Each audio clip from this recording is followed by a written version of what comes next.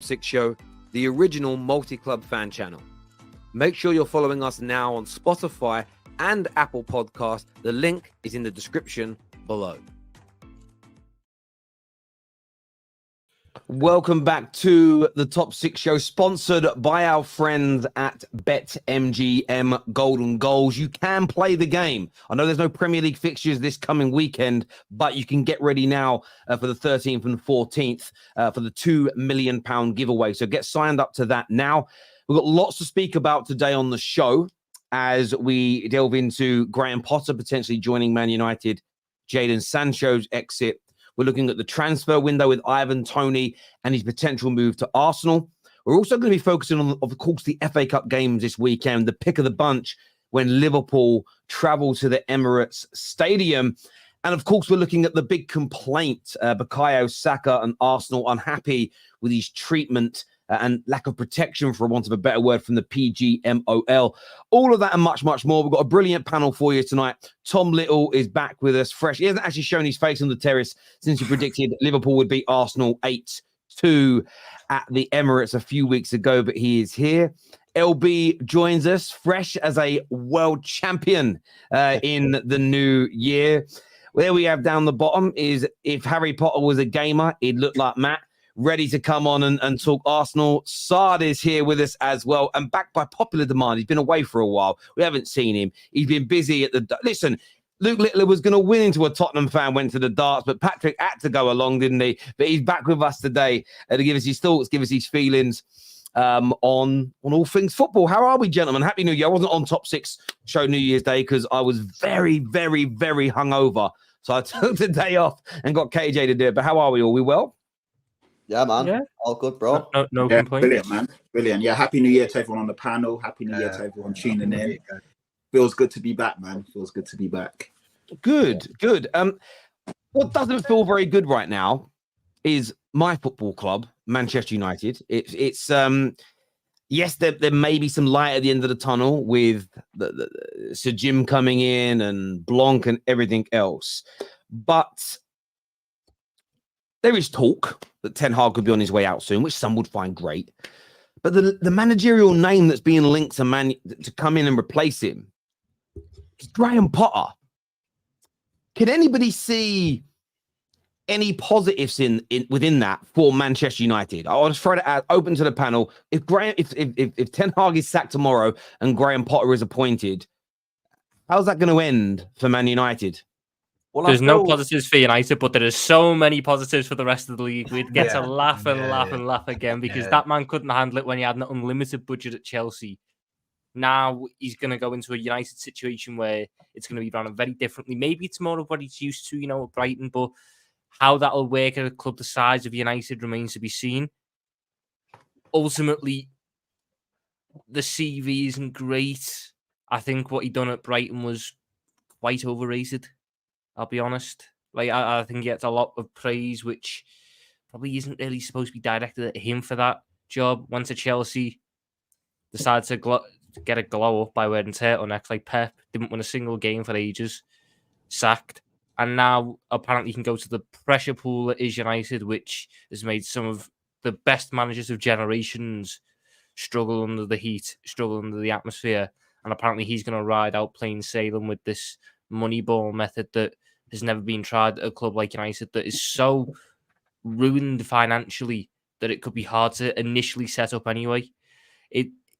I'd find it very funny if he went there. It would scream of mediocrity from these new owners. I don't think Ten Hag's done very well this year. I think this year the pressure's really got to him. As you can see by the way he's managed a lot of things, i.e. the Sancho thing, the Varane thing, etc. But he's still a much better man for the job than Graham Potter, whose CV probably still remains the highest achievement, being beaten Arsenal with some Swedish side. That isn't the next step forward. You're kind of mocking it now. You're kind of what? Let's look at what he done at Brighton. He got 13th. He played a very good brand of football. Let's not do this very good brand of football. I've watched Burnley play a very good brand of football on the crap. Is that at Brighton? Are we talking about his football at Brighton? Because Brighton is practically it runs by itself. all you need is somebody to oversee it, kind of. You don't really need somebody Zerbi to fully came put in in there and say, oh, you know what? Let me add my bit. Nah, Just look at what De Zerbi done. De Zerbi came in the moment he left, and they went up another level. And I still don't even think De Zerbi's been great this year. No, he hasn't. But Potter laid the foundations as well. I think sometimes when we look back at things, you can kind of like rewrite stuff and not do the guy. Yes, his tenure at Chelsea wasn't good, but let's not act like he wasn't tipped for the England job. And a lot of people wanted him to be the next England manager. Chelsea ruined him, but before that, he was considered a top manager. And but who was the competition for that England job? Sean Dyche. Yeah, you are mocking it. You are mocking it. No, Sean Dyche wasn't tipped. I don't think he's mocking it, bro. But like when you're speaking about Graham Potter, like, are we being serious here? Like, we're talking about Graham Potter as this guy, who done all right job at Brighton. I don't think he did anything special at Brighton. He done an all right job at Brighton. Went to Chelsea, failed, and now they're talking about putting him in there. These players will eat this man alive if he goes in there. This is what I've said for years. United need a manager, and they had it with Mourinho until they got rid of him, who has complete and utter control of the club. Like City have got Pep and Liverpool have Klopp. Yeah, what they say goes. They had that man in Jose Mourinho, and then they didn't do what he wanted, and it all went south. They put these people in there, the Ragnicks, the Ollies, the Ten-Hags. They do not have the stature within football to maintain that dressing room and to maintain the order. And these players, they do not respect the club, they do not respect the fans, and they do not respect the manager. And this is why whenever it starts to go a little bit south, they down tools and you get the same thing year in, year out. And I'm sorry, Graham Potter might go in there, he might do good for 6 months, he might do good for a year, but ultimately when they hit a bit of a rough patch, which they will, because every manager will go through that, the players will look at the manager and go, who are you? What have you ever done in football? You don't know what you're talking about. I'm going to down tools. Exactly.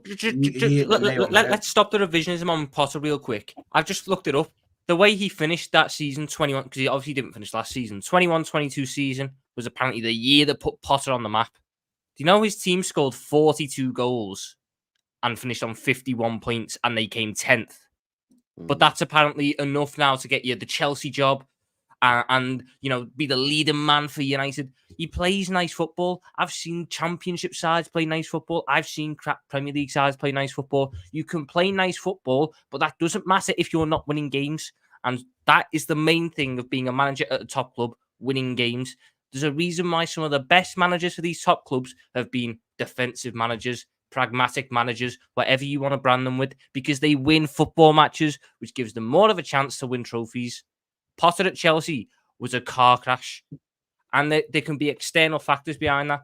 But let's not act like United's going to be, it's the perfect situation to walk into. It's arguably a worse state than Chelsea. So what? How is he going to? What's the confidence come from to just go? Yeah. But they did this with Ten Hag, though, Tom. They did this with Ten Hag. When they got Ten Hag, I had all these United fans in my chat saying, "Yeah, look at what he done in the Champions League. Look at what he done in the Champions League." So I looked at what he done in the Champions League. He done F all in the Champions League. He got to one semi-final, bottled it, by the way. If you looked at all the other Champions League campaigns, he done nothing. And again, you're going to get some United fans saying, Potter's the man, Potter's the man. He finished 15th, 16th, and 9th with Brighton. Is that really good enough to get this guy in charge? I don't think it is. I think this is the wrong move yet again. Look, as a United fan, I completely agree. The one I did a video earlier on today about it. It's beyond the wrong move, in my opinion. I don't think we're ready to bring in a world-class manager. Some managers are world-class, but they need the team and the club in a position that's ready for them to start succeeding. Well, Jose Mourinho at his best was never renowned for building teams, as an example. We need to be aiming for somebody like Diego Simeone, who is a top-class manager with a great appetite, who has got a track record of helping a club rebuild, because we are 10 years in the mire. We are in the mess. And I keep saying this to Man United fans. If we hired Pep tomorrow, we wouldn't necessarily be winning the league straight away. It would still take a few years to build this squad and build things up. Graham Potter is completely and utterly the wrong person. Playing the devil's advocate and being the host of this show, I want to ask you this question. Have Man United fallen so far, though, that this is the best that we could expect? Have Man United become such a bad team that maybe, just maybe, this is the level that we can expect now as a football club? Or should the standard remain a lot higher? Because I've seen people say that, like, why should Man United get a world-class manager when they are what they are? They're an 8th place team who have not challenged for a league title in 10 years. What do you say? What do you say to that, Sard? To be honest, I think you guys need a complete restart. It has to be a restart with a whole new system. You can't just bring a manager who's world class and expect him to just build the team again. I don't think it's going to work like that.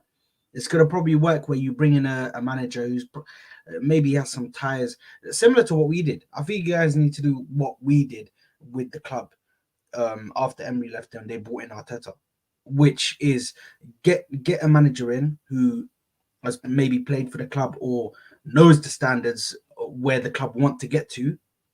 Then you bring him in, he gets all not necessarily deadwood, because I still rate some of your players, although they might not be performing to their level at the moment. Get rid of these players that are just ruining the club and just absolutely messing everything up.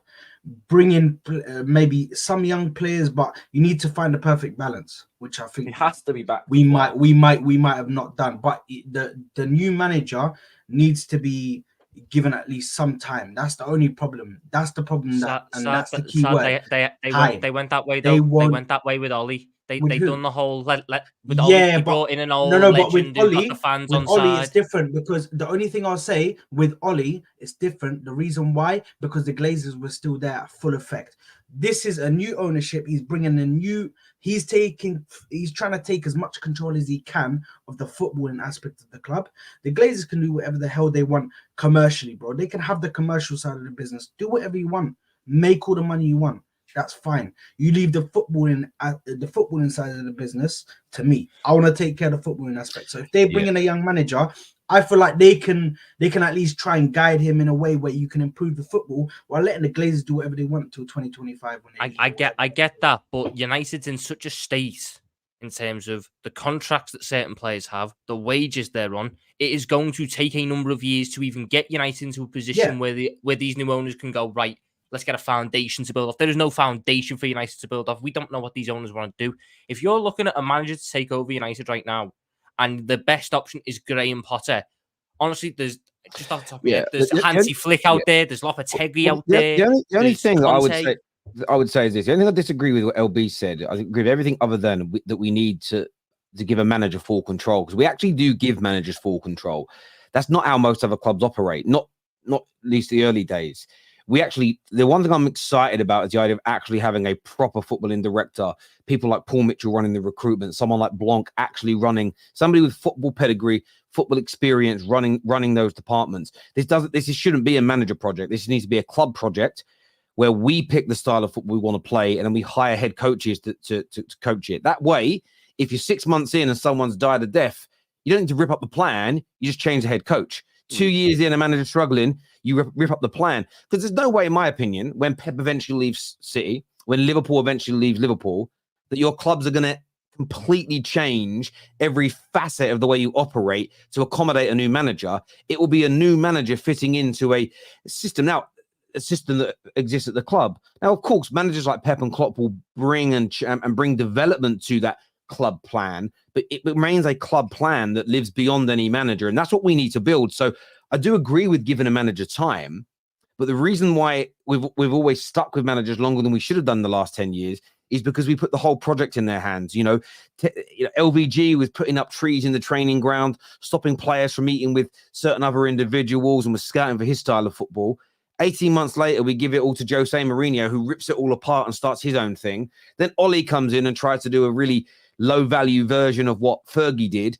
And now Ten Hag's come in. Again, it's all changed all over again. That's why we have a squad that is still to this day built up of 4 to 5 different managers' ideological view of how football should operate, with bankers setting the footballing precedent behind the scenes. It's crazy. So I do say this to Man United fans: expect and demand higher than Potter, but please get your heads out of the cloud when it comes to them thinking, just go and get me a man that can win now. It's going to be unlikely that anyone is going to come in and make us consistently challenge day one straight away. It's going to take time because we are a mess.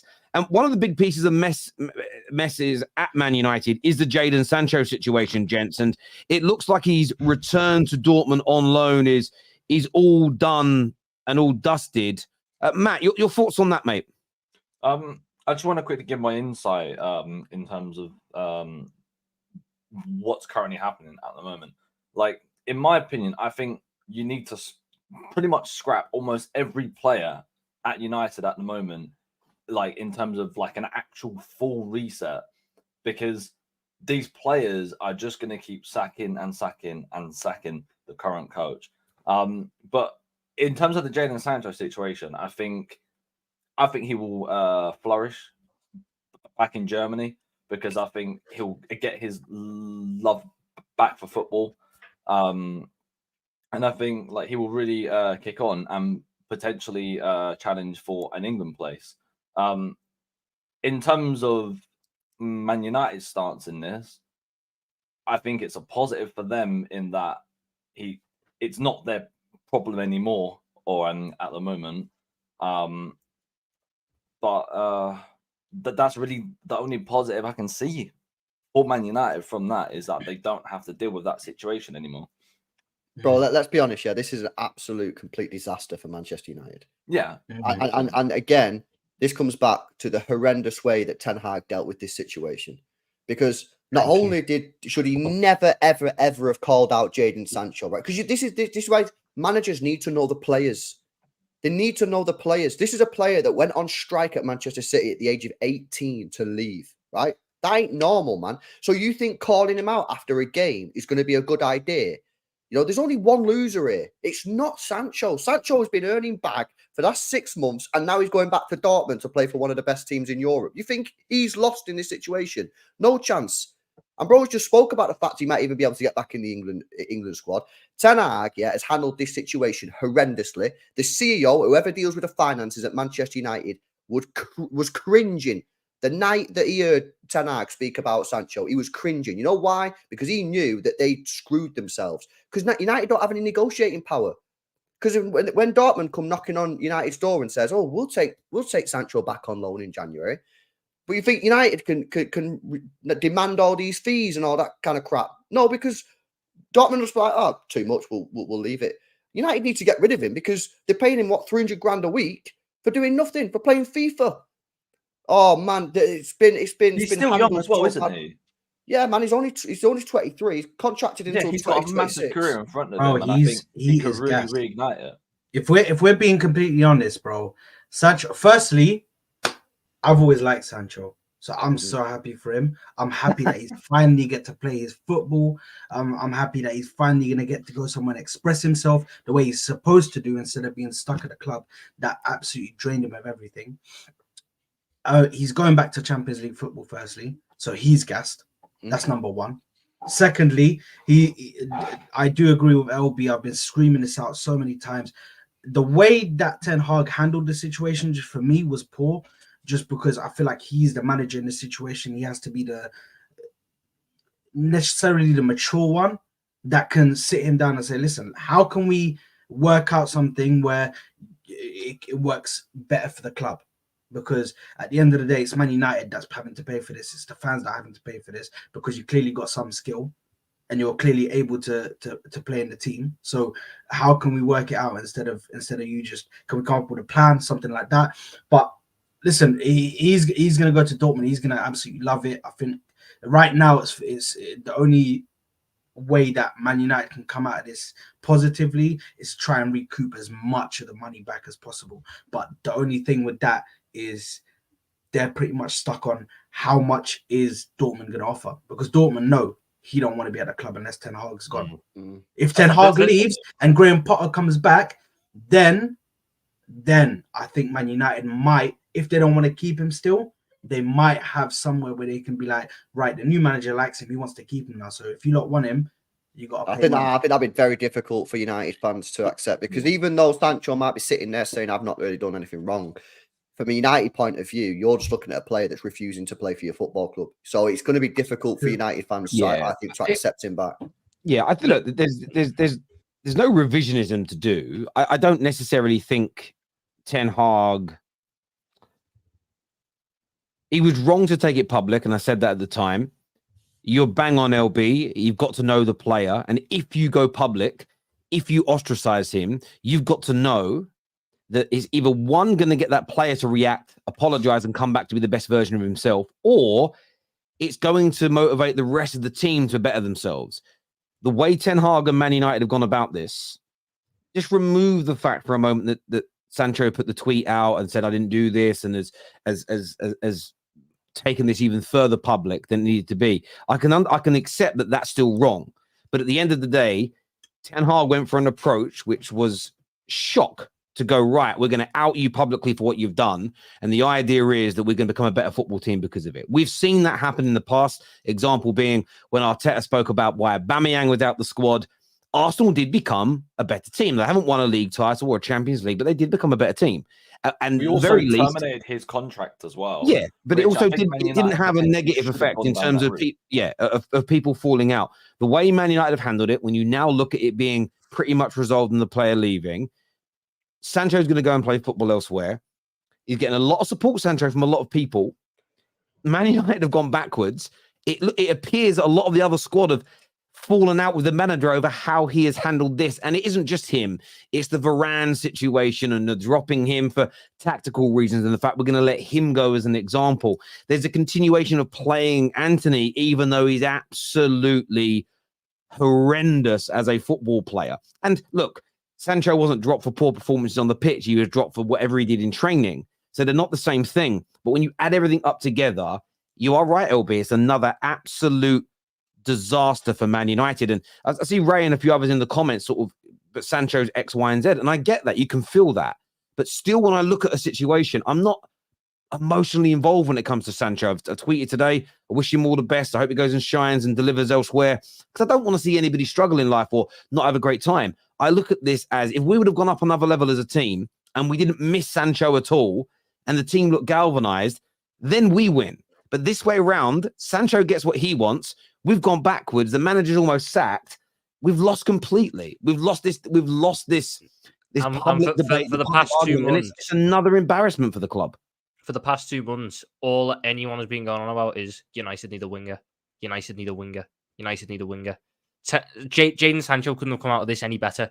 Like you said, people backed him at the time because, it shouldn't have been said in public. Then there's all these stories have come out as, I feel sorry for Sancho. He's got to get a packed lunch delivered to him. Someone's got to walk from Carrington over to the under-21s to give him a packed lunch, whatever. More people have backed him there. Then the Varane situations happened and more people have backed Sancho there.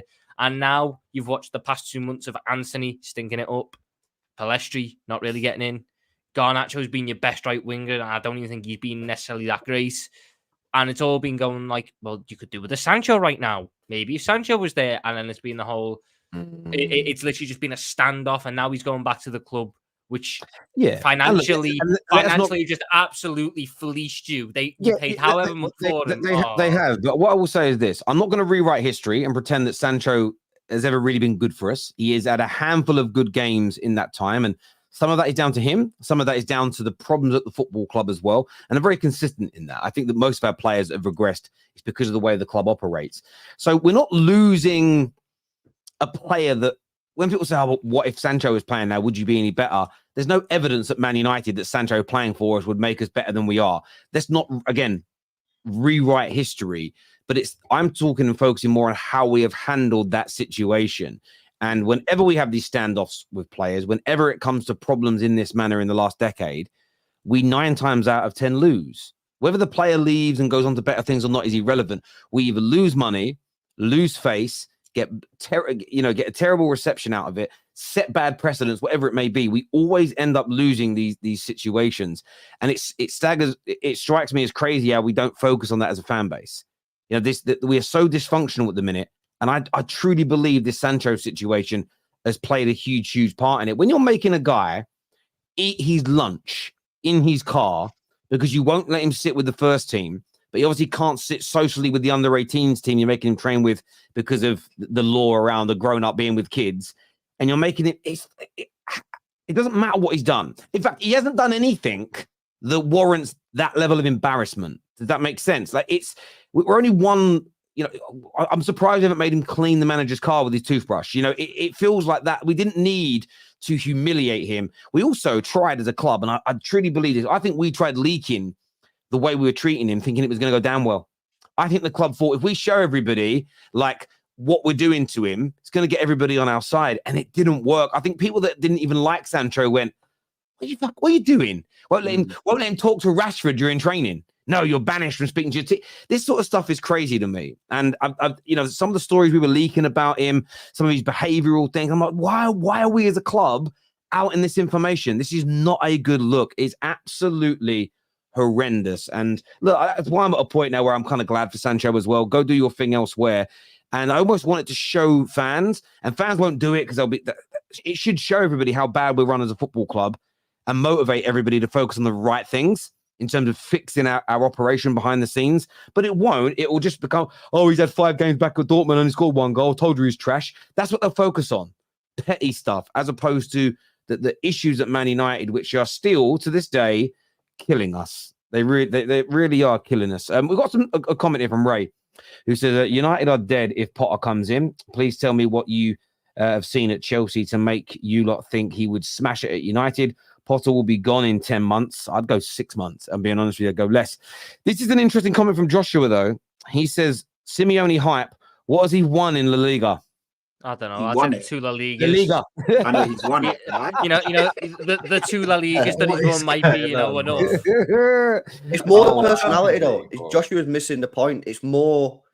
I think people are shouting out Simeone because of the type of manager he is. He'd walk into that dressing room and the players would go, right, no messing around here. This is a proper manager. I think the board would back him until it absolutely went pear-shaped. Whereas, like, soon as Ten Hag starts to make some dodgy decisions, everyone's like, oh, what's he doing? What's he doing?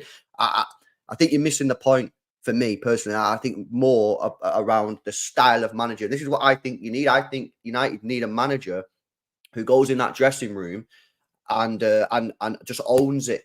And everyone's like, yeah, no messing around. Like a Simeone, like a Mourinho type manager, rather than these wet wipes, Ten Hag, Ole, who just, like I say, have a good 6 months, have a good year.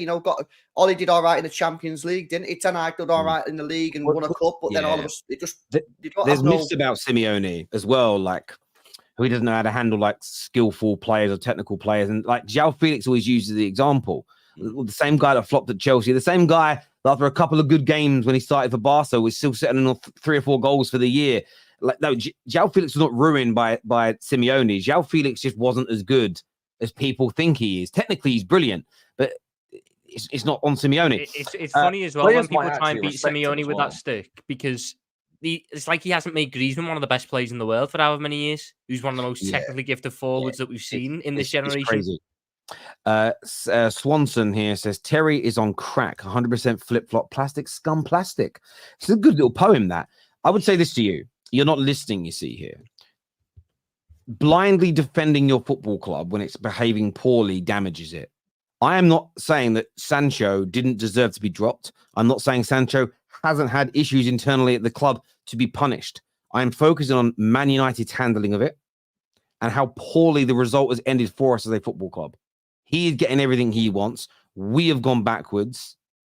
We've hemorrhaged money on him. We're not going to recoup a lot of it. That if you're not angry at that as a Man United fan, you are focusing on the wrong things.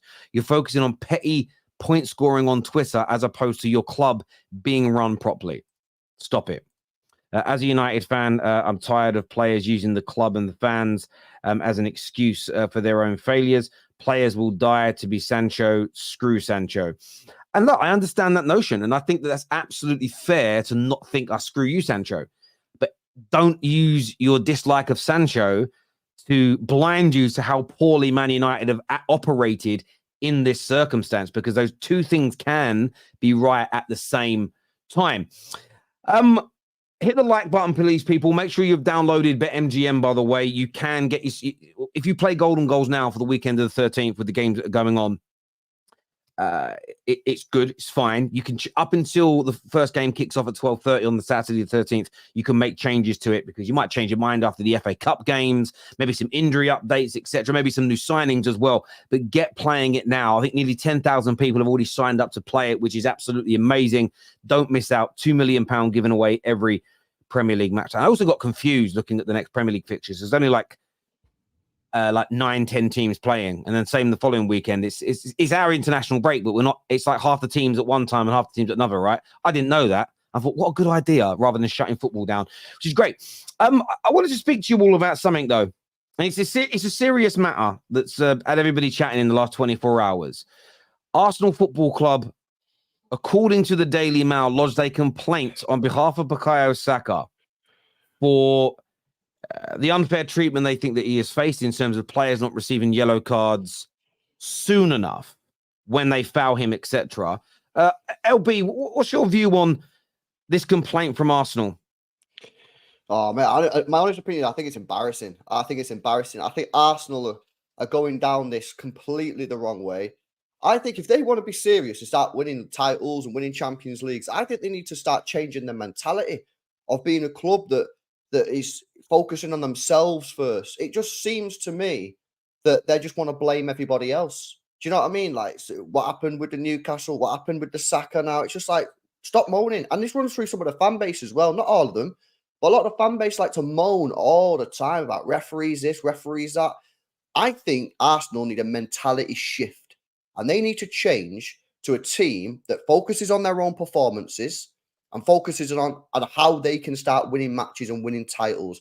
I don't think you're going to win titles and winning Champions Leagues if every time something goes slightly wrong, you start blaming other people. You've got to look at yourselves. I think it's just getting long, man. How long? They're just going to keep blaming refs all the time. They've got to look at themselves, man. I think they're doing the wrong. I think they're going about this the wrong way. I think they need to change their mentality and become mentality monsters, and they're not. They just want to moan, complain all the time, man. What do you think, Patty? As a Spurs fan looking at it, do you think they've got a point to say to referees, like, can you start booking players earlier when they're fouling at Saka, or is this just all is fair in love and war? You know what? As a football fan, I do hear what they're saying, because Tottenham fans get whacked, and Tottenham players are getting whacked and kicked. I think any good possession-based team is going to feel the brunt of it from teams that can't play football. One way that you can kind of even the table is to, or even the playing field, is to foul and be dirty. And you see it. Maddison was getting kicked and whacked all the time. So does Kulusevski. LB will know it, and so will Tom know it. All their good players are getting battered every game. And there was a stat. I wish I would have. I saw it on Twitter earlier. There was a guy who, after hearing this Arsenal news, he pretty much put down, there's about 20 players that get fouled more every 90 minutes than Saka. And if you see the list, it's embarrassing, because there's so many players that get kicked, prodded, whacked more than he does. But in one way, I understand what Arsenal are trying to do. They're trying to essentially almost do what Klopp did, where you get the referees and everyone looking at it to protect the player or protect the whatever happened. But also at the same time, yeah, like LB saying, you just become crybabies. These guys are always moaning. Every other week, they're moaning at something. There's a conspiracy theory here. You know, we're getting wrong there. This, that. The whole world's against us. Just play better football. Like, Arsenal are one of the best teams in the league, but this year they haven't been as good as they have been, or were, for whatever reasons. And it just seems like now there's just too many excuses, and they're focusing on the wrong things. So yeah, I just think, like, just shut up, man. Arteta, stop moaning and get on with it. The one thing you'll notice this year from Arsenal is it's never their fault. They don't play bad. There's an agenda against them. There's this against them. There's that against them. The referees deliberately want Bukayo Saka to get injured. That's why they refuse to book the players that foul him, even though Bukayo Saka's made plenty of fouls this year. It's not like Bukayo Saka's this, angel who just gets kicked around everywhere and doesn't give it back. Bukayo Saka gives it back, and that's fair enough. But you then can't ask for special preferential treatment when you aren't the outlier. I could go through every single team in the Premier League pretty much and find a player who gets similarly treated to Saka, because guess what? Your best players get fouled more, because that is how teams stop them. Man City, how many years was Jack Grealish the most foul player in the league?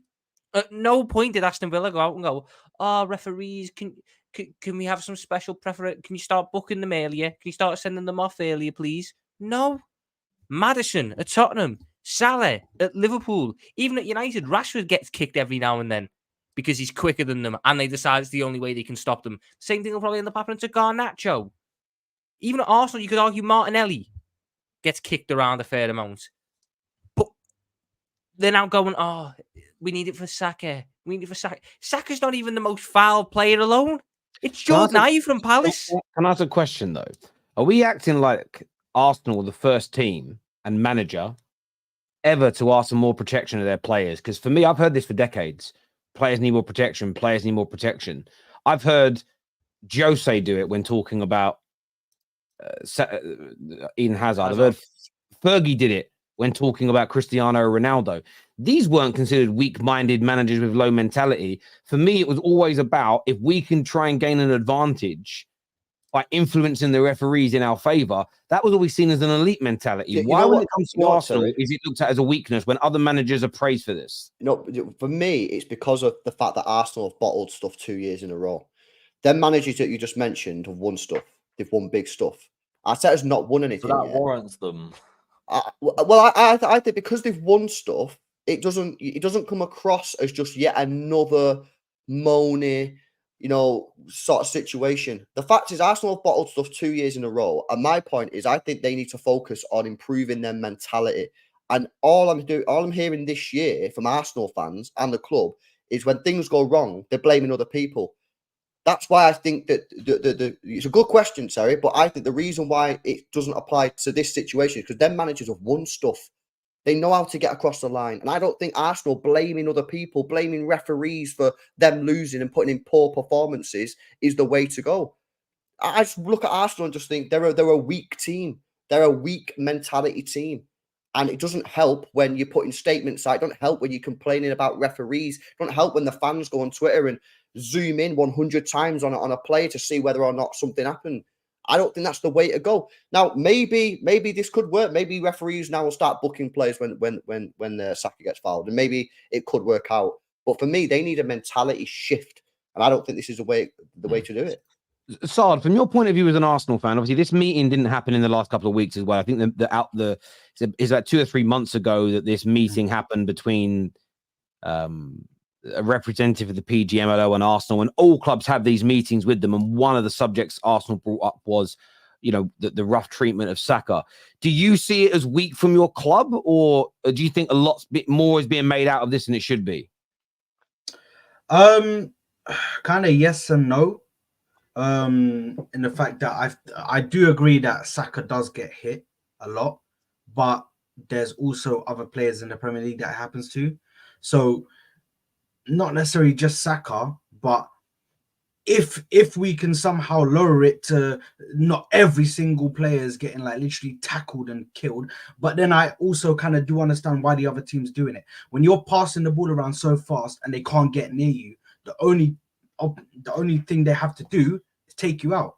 That's the only thing they can do, especially when you're quick on the ball and you're about to run away from them, bro. What else can they do? So for me, I think, listen, I've never been really one to just sit and completely focus on the referees and, they've done this, they've cheated us out. If the performance is shit, I'll tell you the performance is shit before I go to the referee. I might still comment on the referee decision, but that's not the main blame for a reason why we played like that or why we haven't possibly won something. But for me, I just, listen, I don't know. I kind of agree with what they're talking about. But yeah, I don't know. I don't know, to be honest. I've got a few points on this, Terry. So one, if it was Crystal Palace on Ayew, it wouldn't get as much attention as we're getting because it's Arsenal. We're all hated. Everyone hates us, and it's true. Every fan base pretty much hates us in the top 6. No, they don't. This is a false narrative. People don't hate Well, you. it's not. Because if it was Crystal Palace, no one would give a shit. Well, I don't think the Crystal Palace manager, with all due respect, would be out there moaning about it. So that's the difference. You hate them, Patty. Patty, you hate them, don't you? You're Tottenham. You definitely hate them. Yeah, of course. But again, when Arsenal fans say everyone hates us, it's not true. A lot of people like Arsenal. Neutrals like the way Arsenal play. They like their setup. They like a lot about them. So for you to say everyone hates us, it's bullshit. No one is out there hating Arsenal. You have a massive fan base. You're one of the most popular and well-respected clubs in the world. But the way Arteta is always whining and running around the sidelines and doing all this extra stuff, all of these, statements, your fan base always making excuses as to why you're not winning games, as opposed to actually looking at the performances and what's going on the pitch. This is why some people are starting to turn on you lot.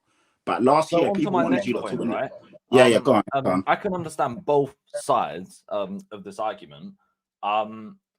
What sort of it is for me is that maybe it could be a win-win for the Premier League in that they will actually start showing yellow cards to players quicker.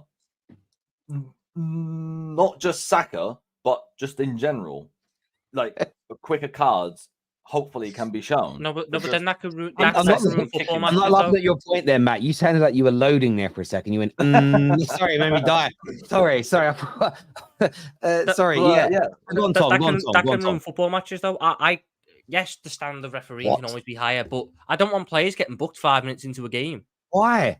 Or unless it's for a 100% bookable offence. I want to throw this at you, Tom. I want to throw this at you, Tom. That's where I agree with where Arsenal are coming from. And people go on, Terry, I'm defending Arsenal. Now, watch my streams for the past 4 or 5 years. The idea that you can't get booked in the opening 5 minutes of a game, 10 minutes of a game, 15 minutes of a game for a bad tackle because it could ruin the game is preposterous. People say that about big matches. You won't get Arsenal won't get a player sent off in a North London derby. And I've heard pundits go, yeah, but you don't want it 10v11, do you? No, you want the rules to be that your logic means that the better players are going to get kicked in the opening 15 minutes hard, and there's nothing that's going to be done to stop that. That's crazy to me. No, you should be booked in the first 30 seconds. If it is a bookable offence, if it is a bad tackle, 100%. 50% increase in injuries, right? But that's not from tackling, though. That could be Shall I give you an example? Shall I give you an example of a bookable offence which wasn't even given? Yeah. Crystal Palace, Bukayo Saka the guy literally goes to kick the ball and kicks his thigh. Oh my God, that was 4 years ago. Kicks his calf. He gets absolutely nothing done about it. Absolutely nothing done about it. That was when James McCarthy was in the Premier League. That was before. No. But that's not necessarily. I'm just making a point as to certain incidents that happened where the player wasn't carded. Simple. So if you think that the standard of refereeing is still the same and the way the rules are officiated is still the same than pre-COVID, then that point is valid. But it's nowhere near the same. It's gotten way worse. I was going to say it's gotten way worse. Since then, it's gotten way worse. So if that's what they were doing back then, when we thought it was better, forget about what they're doing now, bro. Forget about what they're doing now. Nah, bro, this is the mentality that I'm on about, man. You're pulling out. Like, when was this from, Tom? When was that started? The start of 2020 when James McCarthy kicked. 2020, bro. So for 4 years, you're bringing out an evidence piece from 4 years ago. This is what I'm talking about with Arsenal fans, man. This is not the mentality that you guys need to be having. Going back, pulling out evidence from 4 years ago. You're meant to be trying to win the Champions League. You're meant to be trying to win the Premier League. You're meant to try to be winning trebles, winning it all, and you're here pulling out evidence from 4 years ago. Bro, it was literally an example that I used. That I saw the other day, and I was like, "Yeah, let me." Lad. Read this comment here. He'll be raising Gary Neville and Reyes next. the two Arsenal goal scorers in the game Sad is on about was Socrates and David Luiz. That's how long ago it was. I'm going to say this though, right? This season, I understand your point, LB, earlier that the elite managers who have won things can kind of get to complain about stuff. And I've had this argument with a few people about Arteta and Arsenal and Man United at the moment. We often moan that the Standard FC, I'm not saying you're part of Standards FC, but Standard FC are like, you've got to do everything like the big clubs do. Your fans have got to boo your own players, wave white hankies and smash their cars up like Real Madrid fans do. You've got to do the things that the managed would do in terms of being ruthless and how they act and how they behave because they win. But whenever I see Arteta do something, which an elite manager does, the excuse is always thrown out, but he's not an elite manager and he hasn't won, so he doesn't have the right to do that yet. And that's fair for you, just to say that. That's the only element for me that I look at and go, I don't quite understand. That's not your point exactly. So I'm not leveling it at you, bruv. I'm just saying, either Standards FC want Arsenal to act like a big club, which means you moan about refereeing decisions because they all do that, or they don't want them to act like a big club. I'm just confused about what it is or how it is people want Arsenal to behave, because I get your point. it can be seen as a weak mentality. But the strong mentality managers always call out refs to try and get better decisions go in their favor. So that's why I don't understand why this is such a big, considering as well, this happened 4 months ago and it's only now been released. They complained about it by the media. I feel like it's a little bit of a, let's throw this story out when Arsenal was struggling a little bit because it makes them look weak. If this story came out when they were top of the league on Christmas Day, nobody would have said it was weak. I don't think, but I just feel like it's, again, I like the consistency of things, and it's 1 minute you've got a club's got to act big, but then it does the things big clubs do, and it's told you can't do that because you're not big. And I'm just confused by it personally. See, I can't lie about this, right? But my club genuinely has the best PR in the world. I'm convinced by that because everything we put out gets so much attention. It is unbelievable. Like, I swear we have the best PR in the world. And I think that could probably play a part in it. As to, yeah. You're also a big club, man. Like, you're the third most successful club in this country. Like, so when stuff happens with your football club, people like to talk about it because you're a big club. That happens with United, that happens with Liverpool, that happens with Real Madrid, Barcelona. So, you know, you just gotta hold it. You know what I mean? But listen, time will tell whether it was the right thing to do. That's the way I see it. Time will tell. If Arsenal go and win the league, no one's going to be moaning about it. But if they go and bottle it again, everyone's going to be like, bottle FC. What I would say though is, from a non-Arsenal fan perspective, if I saw England players getting absolutely kicked and we've got a Euros coming up, I would want them to be protected so then they actually can play in the Euros and not get a fucking ACL. But every player is getting the same treatment Saka's getting. That's our point. Madison gets battered. No, But that's my point. You know, so it's not just Arsenal. So I don't know what that is fair. And there's a lot of people here saying, Terry, do you see City complain when? Listen, all you've got to do is I just googled Grealish needs protection. And from his Villa days right through till now, there are articles that Villa he needs more protection. One said, you know, whether it be from Smith, his manager when he was at Villa, right through to Pep. If you Google the word, said anything because David Ornstein if you Google the word Pep and protection, multiple articles all the way back from 2017 when he first joined the Premier League up until now of him asking for more protection of players, the physicality. This is not anything new. Managers, players. So Villa's manager calling out Jack Grealish being fouled. They're not a team that's challenging. Dean Smith definitely ain't winning the major honours. But that's just what I'm saying is it's so normal for managers to complain to the refs or to the media about their players being kicked. It's happened forever. I'm so confused now why Arsenal do it, and it's a problem. Because he's not sat there in a post-match interview and went, I think it's annoying. They've went to the FA themselves and submitted. No, they haven't. They haven't. You have not read the article, Tom. It was part of every club has a scheduled meeting with the PGMOL 2 or 3 times a season. In that meeting, both sides bring up points that they want to ask. It was a sub point around why don't you? They asked a question as to why don't players get booked earlier when fouling Saka as an example. They didn't lodge an official complaint with the PGMOL. That's a misrepresentation of the headline. Genuinely. It's still different, though. It is still different to how. Why? Come on. How is it different? So one is saying it in a press conference where he said countless other things. And it's in the heat of the moment. The other one is deliberately asking for Arsenal have done theirs in private, not publicly. And you're having to go at the one who's done it in private over the public announcement of it. What are you talking about? When was this tweeted? It's different. It's a different stand. I just think it's a little bit crying. It's a little bit, let's try and... So Jurgen Klopp asking for a replay in a press conference is less teary than Arteta and Arsenal doing something in private. What are you talking about? You're acting like I didn't... You're acting like I agreed with the replay thing. I didn't. I think it's crying anyway. I'm asking why this is getting so much attention. Because I don't think it's the right thing to do. Say it in your press conference and then be done with it. I don't agree with trying to go down other avenues and all this stuff. And if it came out that Jurgen Klopp, when he had his meeting with the PGMOL or whatever, came out and said, why aren't you doing it with Salah? I'd have the exact same reaction because you do it in the press conference and then it's done. Okay. So do it in public, not private.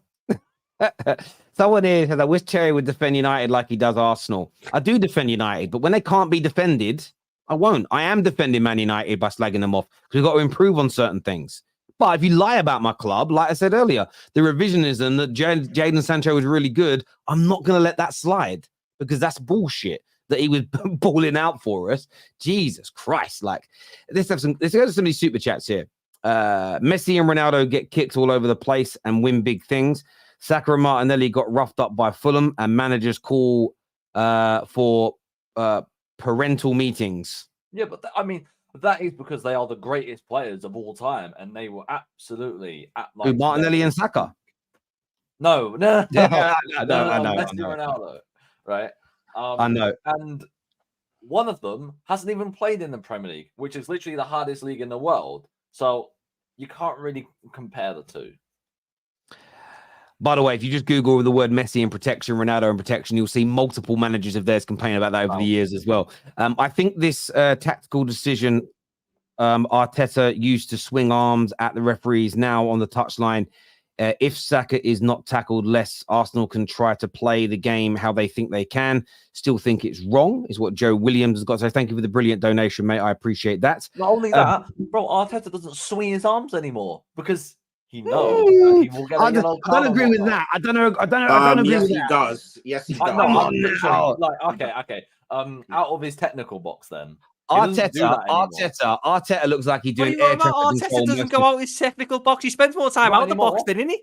He's literally on the pitch. He's literally on the pitch. Like, go watch the last One of game. the worst behaved managers on the Yeah. sideline. Yeah, Genuinely, along with other top managers, they're the worst. Not They're anymore. the worst Yeah, behaved. him and Klopp are the worst two, without a shadow of a doubt. Big up Patrick. Come on, you Spurs. Liverpool to win. We'll get onto that a bit later. Oh, hang on a minute. Touchline Facts here says Terry Flip-Flop Flewers. Hello, mate. He says, do you think Elise will be a good signing and the Arsenal fan is a victim, mate? You'd suit suiting as a scouser with everybody hates us. Do I think Elise will be a good signing? If we fix the cultural problems at the football club, yes. If we don't, then he'll go in the same direction as every other player and he'll regress. So it's all about fixing the club first. We need a new straight facts with LB. Well, watch this space. I have been privately messaging LB about that. No, nothing filthy or anything, just like normal, and nothing weird. Keep your eyes out, people.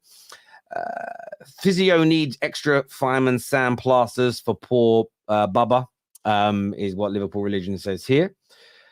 So much judgment without knowing any details. All clubs are likely to talk about these issues from their clubs with PGMOL every meeting they have. That's fair. Most likely. And true. Yeah. This here says, I'm coming. I think you mean coming around to Simeone. I want good backroom structure for Simeone. That would give us more chance. To be honest, if we do the same thing, my guy Simeone will fail. 110% right. If you want a manager, get the one Girona did. Did you see the game? I did watch the game yesterday because I do watch them international football, unlike some people think. It was a very, very good game. Crowd were dead, and that's a small crowd. It was a crap atmosphere, but a brilliant football match, no doubt about it at all.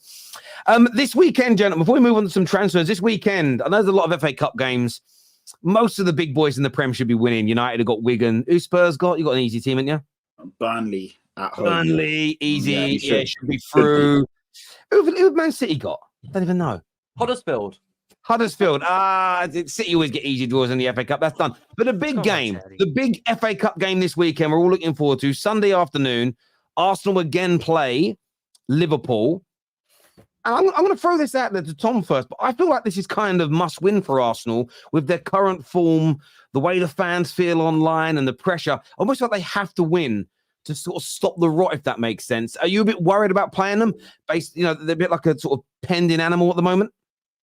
No, I'm not worried. It's Arsenal, innit? They need this trophy more than anything. Lads, it's Arsenal. Let's bear in mind here that if Arteta was to go out the FA Cup, he'd go in the first round again.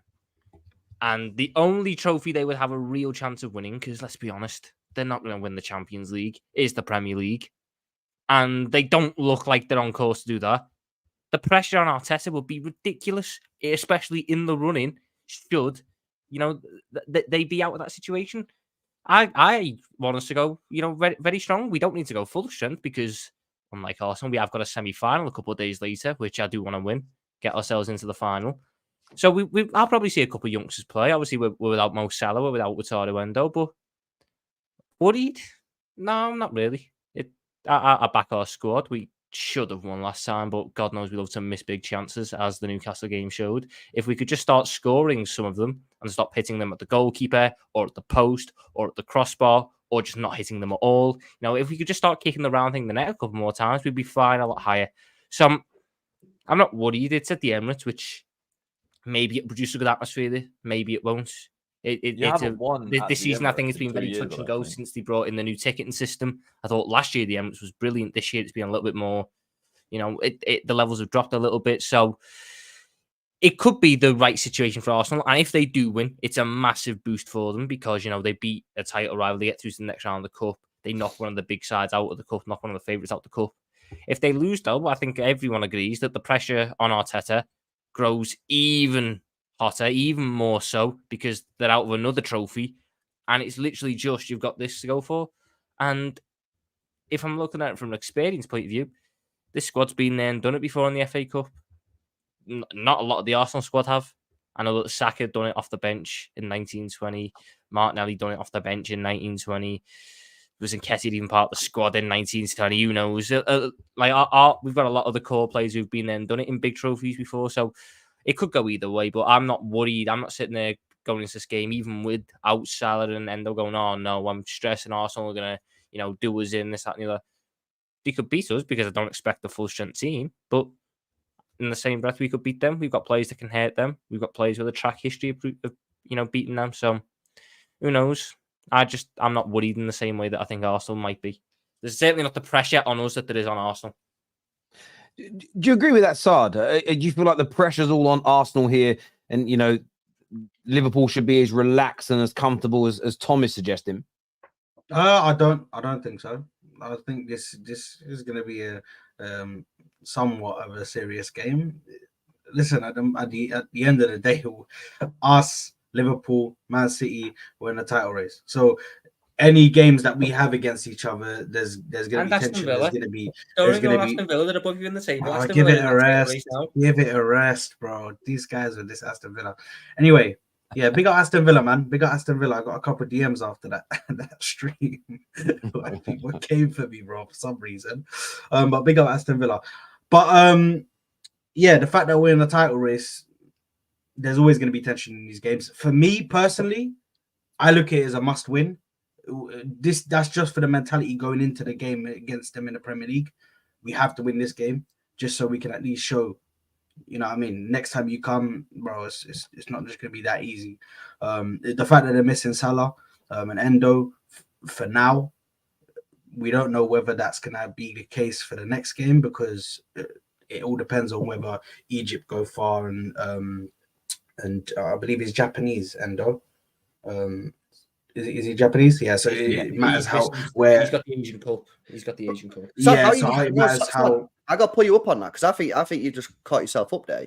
You just said, yeah. Terry asked you, do you agree with Tom that there's more pressure on Arsenal? You said no. Tom's wrong, yeah. But then you just said it's a must-win for Arsenal. No. I said no. He's wrong. I said no because of other fans thinking the same as him.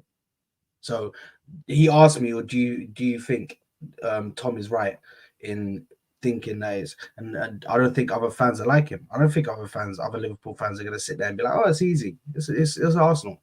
Because you're coming to the stadium where you haven't won in, I think, 2 years. No, but it's about the pressure, isn't it? You talk about the pressure. Who's the pressure? Yeah.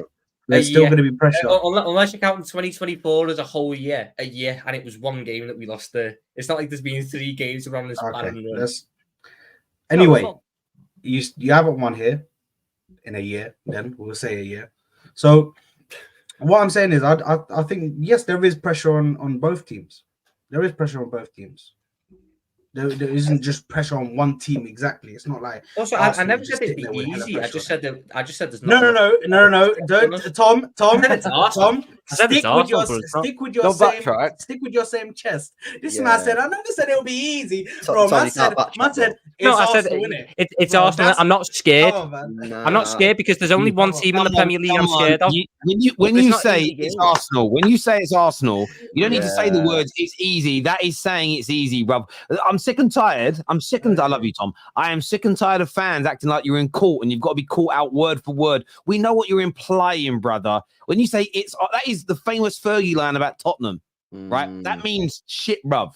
They're crap. No disrespect. I'm talking about the Fergie era Tottenham, not now. No. I know. That's why when Tom said that, you heard me say, lads, it's Arsenal. I was taking the piss out of that. I know. That was how he came across. So yeah. LB, how do you see this game? Because obviously City are the favourites to win the Premier League. Liverpool are the favourites to win the Carabao Cup. The FA Cup's still a big tournament to win. They should both be taking it seriously, in my opinion. Liverpool have got two really important players. Endo's been brilliant recently. Salah's been getting a lot of their goals. They're missing no matter what happens. Where do you see the pressure lying, and how important is it, do you feel, for Arsenal to try and win this? Because it may be the only thing they can win this year. Yeah, maybe. I think Sar's massively underplaying it. I think this is massive for Arsenal. I think the pressure is massively on Arsenal rather than Liverpool, because Liverpool are 5 points clear at the top of the Premier League. Arsenal, I think Arteta's biggest mistake last season was coming to the Etihad in the FA Cup game and rotating his back line. Because when we beat them that day, I knew that we could catch them.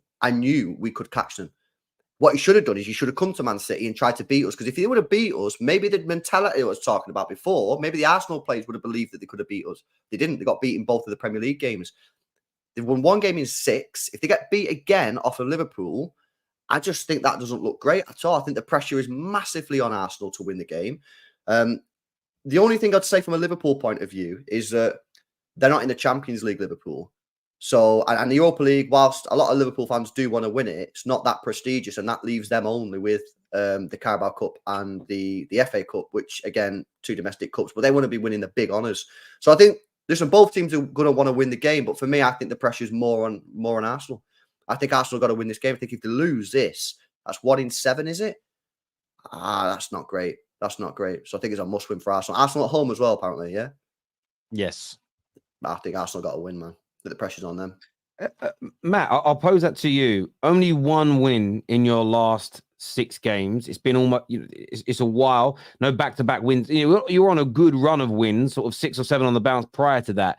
Do you agree with LB that, yes, you want to stay in the FA Cup and it's important to win from a trophy perspective, but just putting in a good performance and getting a win right now is so important for your confidence? Yeah, I do agree with that. Because if we do get a win and it's not a great performance, then I think there's still a bit of a worry. But if we do win and we put in a brilliant performance, I think that's a huge positive that we can take from that game. I don't think the performance has got anything to do with it, bro. I think if you beat Liverpool, yeah, you're buzzing, regardless of how stinky the win is. Because these games are about winning. It's about showing. It's like when you beat us early on in the season, yeah, your fan base was gassed. Did you put in a great performance that day? No. You didn't put in a great performance, but your fan base was gassed. Why? Because you finally felt that you could actually beat these teams and go on and win the league. If you beat Liverpool, even if you put in the worst performance of the season, if you beat them, that does so much for your confidence as a fan base, belief in the manager again, because some of your fans are starting to doubt the manager. Forget the performance, man. In games like this, I get that. But we're at home, so it kind of should be that we're expecting to win because we're at that home advantage. I agree. And if it was in the Premier League, I'd agree with you in that we would be gassed and overhyped. But it's the FA Cup, and it's a major competition, but we want to beat them in the Premier League because that's where the 3 points is. See, I disagree, man. I disagree. I disagree. Yes, you want to beat them in the Premier League, but if you don't win this game, you don't play again until the 20th. So you're waiting almost 2 weeks to play. You would go into the Palace game, yes, at home, but you'd go into that game with 1 win in 8 with a 2-week break with this hanging over you. The pressure is then you're out of another tournament, which means there's more pressure on Premier League games because your manager has to win something. And that's coming from your fans, not my opinion. Your fans predominantly are saying this manager's now got to start winning things. To go out of another tournament, 1 win in 8, a 2-week break with that hanging over you going into that Palace game, that makes that match. There's so much more pressure on it than maybe this Arsenal team can handle at that point. You guys need a good performance and you need a win, but the win is the most important thing. Staying in the FA Cup, getting that psychological advantage over Liverpool and stopping this rot, going into your 2-week international break and just being able to a degree, relax a little bit. The media headlines go away, that you focus on some transfers as an example. It's really important, really, really important for Arsenal to win this game. And I do think to put in a decent performance, because if you don't, there is going to be carnage. And we all know when fan bases start losing their mind and getting angry, it impacts the team on the field of play. We've seen that before at all of our clubs, probably barring Manchester City that have been good since the social media era kind of existed, as it were. Patty, how do you see this game going? Do you see Arsenal winning, or is there going to be a Scouse stinging the tail for them? You know what? Going back to what you guys touched on before, I think right now, forget the performance. Arsenal just need to win. And I know in an ideal world, you want to play scintillating football, put on a show for the home fans, and then win the game and go. But the fact is, right now, with, like you said, 1 win in 6, you're all over the place. You just need to win first, regardless of what it looks like. That would be confidence boosted, a big scalp, knocking out one of the fellow contenders or rivals for the trophy. And then it gives you a building block for your next games, especially like Terry said, when there's a big break in between it. You know what? To be fair, I just got to call a spade a spade. Right now, with the way that Arsenal play in, they seem that they can't score goals. Confidence is really low. The goalkeeping issue as well. Will he rotate because it's a cup, or will he keep David Raya in? And then you look at Liverpool, even though they're losing Salah, they're still a good team. Free-flowing football. They seem to have got their mojo back. Defensively, they're really solid as well. They conceded the least amount of goals in the Premier League. I think Liverpool will win this. I don't think it's going to be a riot, but I think Liverpool are just a better team right now. And everything seems to be going well. Like when players are coming in, Gomez is looking good again. Pretty much, when Harvey Elliott comes on, he looks good. I just feel that they're a team that has got their swagger and mojo back, and I think Liverpool should win this game. How do you guys think they're going to handle the midfield? Because, obviously, who are they going to put into the midfield? With Endo missing, who are they going to use? Are they going to use Curtis? Yeah. Are you going to use Curtis Jones? It'll probably be something along the lines of McAllister as the DM. Is he back? McAllister's back. So it'll probably be McAllister as the deepest with... I don't think he's going to play Szoboszlai because he picked up a hamstring injury against Newcastle. So it'll probably be McAllister, Jones, Gravenberch, and then Harvey Elliott, I expect to be on the right wing. Okay. There's a few comments that have come in, LB, that have said Liverpool have no chance without Mo Salah. How true is that statement in your opinion? No. I think this whole Mo Salah not being available during the AFCON and whatever is a lot of nonsense. I think Liverpool is still a good team, and Liverpool could easily get a result against Arsenal on the day, no problem. I actually think Arsenal will win the game. I actually think Arsenal, being at home, I think home's going to be massive, so important, unless he throws it again by rotating his team, which, by the way, if I was an Arsenal fan and Arteta we can't rotate the team. We can't. Well, that's what we genuinely we're going to have about 4 academy players on the bench. Like, we can't rotate in terms of bringing senior players. I would, I would not put it past this guy to play Cedric, bro. If he rotates the team, against Liverpool in the FA Cup, then, bro, I'm going to be vexed. Right, who's starting in goal for you? This game serious. Who's starting? I expect us to take this game serious. No. It will be. I think it will be Ramsdale. There you go, and that's my point. That's what I was saying earlier. You lot keep rotating, like this whole, who's better now, and then when Ramsdale comes in and he's playing, and you can see he's got the monkey on his back and he looks shaky, and yeah, man, you lot are messing about too much. Ramsdale hasn't played since that irrelevant Champions League game. No, he played against Brentford. Well, yeah, no, the PSV game as well. The PSV game. PSV. The dead rubber. PSV. Yeah. Yeah, Arteta's messing about, man. Last year, you lot were so, you played the best football in the league last year. I know you didn't win it. We all know what happened at the end, but Arsenal were probably the best team in the league last season. And now you're a shadow of yourself. And it's because Arteta keeps tinkering. This whole Kai Havertz messing about in the midfield, changing your goalkeeper when you didn't need to.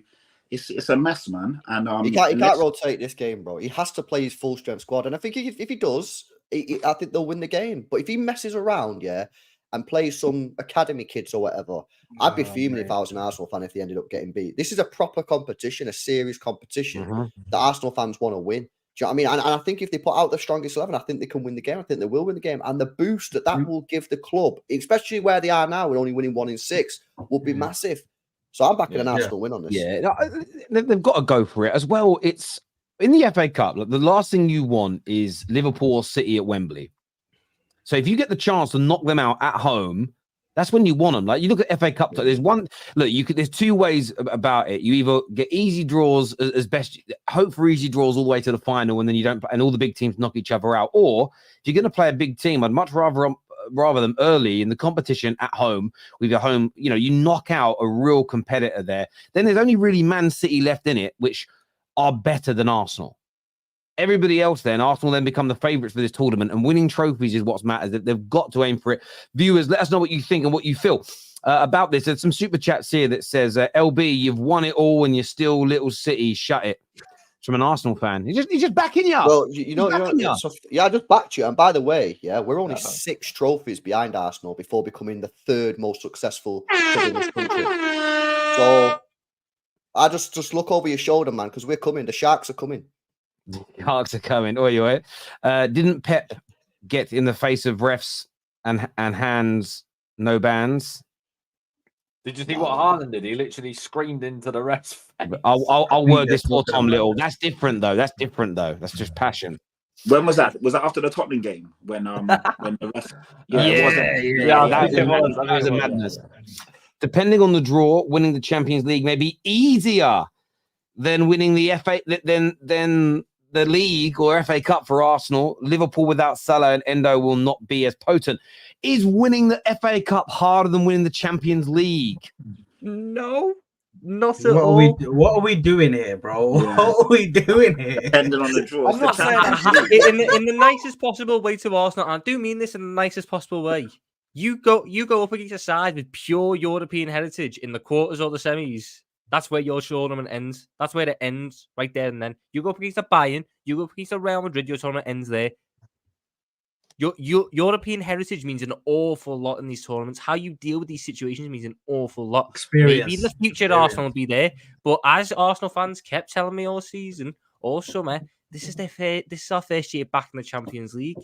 These players don't know how to handle these big European nights, these crucial Champions League games, whereas Real Madrid, they've been there, done it. Some players have 6 separate medals or something. Man City done it last year. Bayern are a team of serial winners. It's just... Yeah, I mean, listen, Champions League, no chance, because you have got Man City in that, but you've got Bayern Munich, you've got Real Madrid, to name just a few. You could argue winning the FA Cup, because City and Liverpool are in it, and Arsenal are in it, is harder than winning the Europa League based on draws, because there's no team in the Europa League as good as Man City. So there is that argument. But yeah, definitely not the Champions League or Premier League. If we beat Liverpool like how we beat Luton, is that good? Not to me. Papering over cracks is what AMT says here. Nah. You can't pick and choose how you beat a big side. You can't pick and choose how you beat a big side. You take what wins you can get. Especially in cups. Cup games are notoriously dodgy affairs in terms of teams don't necessarily play their best football, at least not for the whole game. It can get cagey, it can get nervy because there's the threat of going out. In the 95th final drama, surely that's better because of that adrenaline and the ecstatic emotions that will come with it. I also, you can't compare conceding goals to Liverpool as conceding goals to Luton. They're just a different level. The only similarity is both their clubs begin with the letter L. That's about it. Like, you can't compare the two in any capacity. But viewers, give us your score predictions in the comment section, please. Arsenal, Liverpool, huge FA Cup 3rd round. I do love the FA Cup as well. I love FA Cup weekend. I'm hoping there's Well, I say I hope there's a shock. I hope it doesn't come when. I hope it isn't Wigan knocking out Man United on Monday night, because that would be as much as I kind of want the manager gone. I still can't bring myself to sort of celebrate defeats and stuff like that. Not an embarrassing one as well. On to some transfers now, and again, there's not a lot going on in the window at the moment. But the one thing that I did want to speak about, again, it's Arsenal dominating the headlines again. But according to Thomas Frank, there is going to be no sale whatsoever of Ivan Toney this January. Is that, do we, what are we all thinking about this? I want to get LB first on this, because Arsenal they've been linked to him for ages. Their fans are desperate for a striker, but all we're really hearing at the moment is Arsenal not really doing any work around the striker. There's talk about the likes of Vlahovic maybe, but the Ivan Toney deal at this moment in time seems a long way away from happening for them. Yeah, I think Toney would have been great for Arsenal. I think he would have offered them something different to Gabriel Jesus. He's played in England before in the Premier League. He's got goals. He knows where the back of the net is. I think he backs himself. He's got a bit of an ego. So I don't think he'll come into that squad and shy away. It would have cost him a lot of money. And I think if whoever signs him is going to cost him a lot of money. I think it's a real shame that they're not going for him from an Arsenal point of view, because they need someone. Because at the end of the day, if they had a goal scorer, they probably get at least a point off West Ham. If they have a goal scorer, because Gabriel Jesus missed 2 sitters, there's 2 headers that he missed. He should have buried them. So they probably get a point. This is the problem with Jesus. Decent player, he presses well and that, and he can bring other players into the team. But at the end of the day, when push comes to shove, the guy just doesn't know where the back of the net is. So I think Arsenal need a striker. If I was an Arsenal fan, I'd be disappointed that you're not going from it. Apparently, there's some rumours saying that they're looking at Vlahovic. I don't know whether that is true. Get him in. He's still young. He's only 23, but he's played in top leagues now for 6-7 years. I think that would, again, something different to Jesus, a bigger player.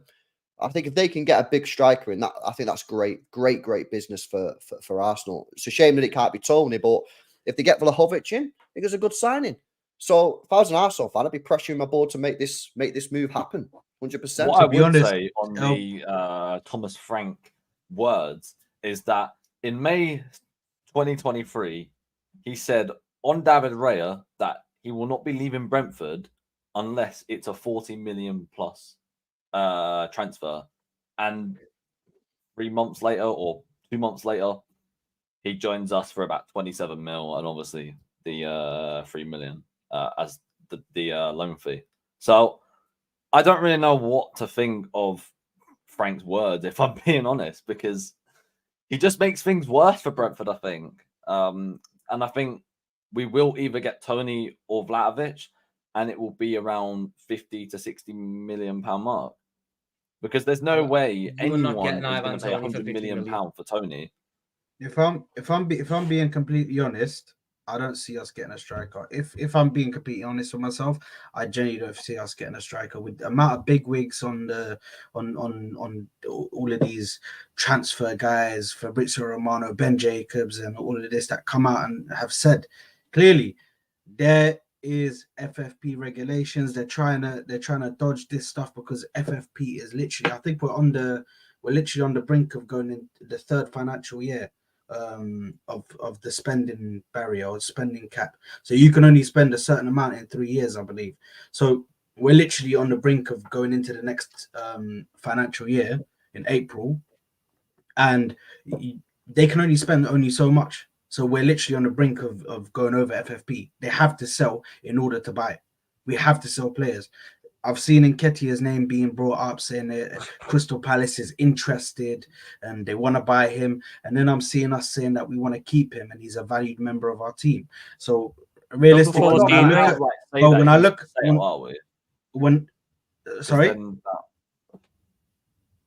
we're not going to outright say that he's for sale, because then his value immediately goes down because people know. No, but I'm saying, Matt, I'm seeing them. People coming out saying that we are refusing to sell him. We're only going to look at the bid if it's a laughable bid. That's what people normally do, or that's what teams normally say when they don't really. That's like City coming in for Bukayo Saka right now, and then us saying to City, yeah, if it's a crazy bid like 150 or 200 million, we might have a look at it. But if it's any less than that, bro, forget about it. There's not even any point in coming to the table. So right now, it doesn't look like they want to sell Eddie Nketiah. They want to keep this guy to the end of the season. I don't completely agree with it. I don't think he's the right striker for our club. I don't think he's our level. I feel like he's a mid-table club level. A Crystal Palace, a Bournemouth, he worked very well there. But we need to get a striker. If we don't get a striker, I see it being very difficult for us to get back to winning, to be able to win this title. I see it very difficult. I'll just put a question out to the rivals on the panel. Do you think Arsenal's board and sort of decision makers are going to let their fans down this January and not sign what's needed? Or is this a case of keeping their cards close to their chest so they can get the best deal possible? Because last January, it was very noisy. They were going to sign people and they did, but they didn't get their number one targets. So how do you guys see it going for them this January? Because a lot of people have built it up as being maybe the most important window in recent years. Are they going to deliver for their fans, essentially? I don't know what striker they're getting. If this FFP concerns are legit, God knows what striker they're getting, because Vlahovic is going to cost you at least 80. Juve are going to want to profit on the 66 they paid. Juve paid 66 for him. Juve paid 66 for him. Not going to sell him for a loss. Toney, they'll probably just do something within. They'll probably come to a gentleman's agreement. Like, you got banned while playing for us. Give us these last 6 months. Help us stay away from relegation, because that is a genuine threat for Brentford at the minute. That's how poorly they've been playing. True. Steer us away from relegation. We'll let you go in the summer. You try and come in now, they're going 80, 90, because this is probably the best striker outside the traditional big six clubs in the Premier League. So what if we do a trade of Eddie Nketiah for Toney? And then Brentford laugh it out the room and they go, why would we want Eddie Nketiah? Yeah, that's because Eddie Nketiah is their type of level. What, Championship? They're going to get relegated. No, but like, as in, he is that mid-table sort of, he's not the same type of player, though. No. He's not the same type of that they already have an Eddie Nketiah type You're of player. not downgrading from Toney to Nketiah, bro. No chance. No Brentford fan's going to accept that. If you think Thomas Frank is going to sit there and lose out on, because Arsenal will overvalue Nketiah in these swaps. If you think Frank is going to value Nketiah like £40 million and take that over 40 million he can reinvest into a separate striker that he actually gets to choose. No. Also, do you think Brentford are going to pay Nketiah 100 grand a week? Exactly. It's a hard one. It's a hard one. Swap deals are as rare as rocking horse shit because they're almost impossible to get done. You might be able to sell him to Crystal Palace, Nketiah. That I see as being plausible. Like, that makes sense, but I just don't see the thing with Brentford. If they were sort of like really solid in 9th place, then I think it's easier. I think the fact they're in free fall in terms of form. Someone actually. Why would they do that if they were going to push for European? They're not, but they're not pushing for European football right now. But like, if they're in 9th place, then you would push. No, but what I'm saying, they might do. But at the end of the day, if the player wants to leave, they're offered 70, 80 million pounds. They're comfortable in the Premier League. They can take the money, reinvest the following year.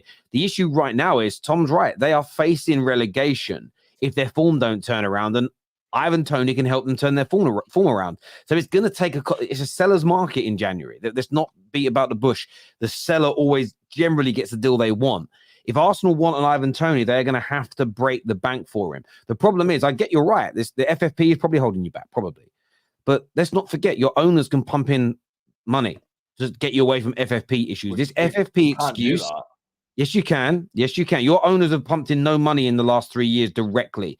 You can pump in £100 million directly from your owners every 3 years under FFP regulations. So they pumped £100 million into your club today. You could go out and spend whatever you want. Whenever you see the media say, oh, Arsenal, United, or Liverpool can't spend because they're close to FFP, what they're actually saying to you is, yeah, the owner's not willing to inject their own money.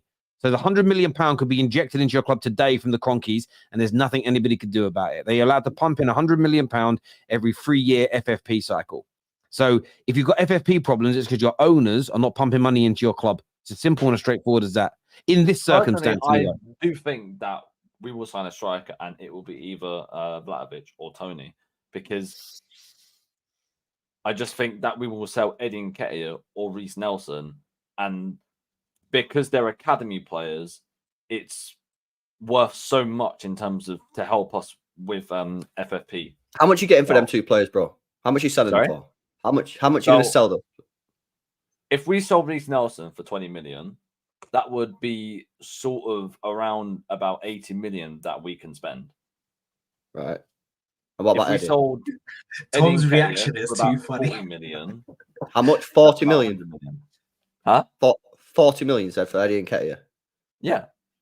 Nah. Yo, you're on 60 million for hold on. Nketiah and Why are Nelson. you laughing at that? You're on No, drugs. Bro, he's got no, 5. why The are you most laughing goals he's ever at that? scored in the Premier League, 5, bro. Yeah, but we sold Balogun for 35 million. And he didn't even He play a scored Premier League 20 match league pretty goals much. the year before in League One. He Exactly. moved to League One, and Nketiah's got 5.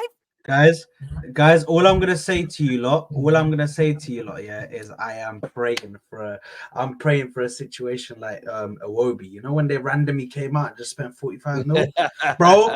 I'm just praying. I'm holding my hands. I'm like, you know what? Yeah. At this point, I'll take anything. I would take anything, bro. I just want to get some money so I can get somebody else. What about selling Thomas Partey to Saudi Arabia for 50 million? No, but that's on the cards. Saudi club. I don't want to get probably rid of happen him in yet. the summer. I need him to Because stay the rest of the number one season. target is Zubimendi. So I feel Partey will go in the summer, but Partey might not play any he won't games go this in January, season. no For way. one reason or another, he's not getting picked. Why not sell him? Because he's not getting That's picked what I was because gonna he's say. injured. Yeah, yes, but why they're don't going to change? Why don't you get in a player that you know is actually going to be available? With all due respect, Partey hardly ever plays. Why wouldn't you, if you could take 50 million, reinvest that into a player that will actually play and contribute to the team? Partey's But it's played not what, just 5 that. games? Because It's financially, trying to find I someone think that it's can closely replicate what Partey does for Yeah, us. but he's not playing. He's not playing. When he's not playing, Right. he's not replicating anything. That's my point. So, like, Partey's great when he plays, but how often is he playing these days? That's the But we problem. were right in to play with Partey. That's I the don't know whole if he reason did. why we I were don't know right if he in. did, man. I don't know. You I guys know, were willing. yeah. You guys were looking to sell him last year in the summer. You didn't buy Declan Rice for we 2 wanted years. Tyson. You didn't buy Declan Rice to just play for 2 years alongside Tom, because that was all Thomas Partey was going to give you another 2 years. You didn't buy him just for a 2-year period. And also, going back to the Eddie Nketiah point, if you sold Eddie Nketiah for 40 million quid, first off, I'd go shake the hand of every single Arsenal director who's managed to pull that off, because that would be your record sale. No, That would be your record sale. Arsenal are a notoriously poor selling club. Their record sale is Ox to us. Oxlade-Chamberlain for 38 million euros is your record sale. If you got 40 million pounds for Nketiah, that would be your record sale. Imagine if you got Nketiah 20 being million, wow. if you got 20 million for Reece Nelson, that would be your probably around 11th record sale. right, but hear me out, right? Hear me out, right? Eddie Nketiah Come on, Harry. is a Premier League regular, right? Get your wand out. Regular. He's a Premier League regular. He's scored in the Champions League. He's got an England cap. He's got more than what Balogun has. No, what are you laughing? He's got more than what Balogun has, and we sold Balogun for 35 million. Are we just glossing over? Can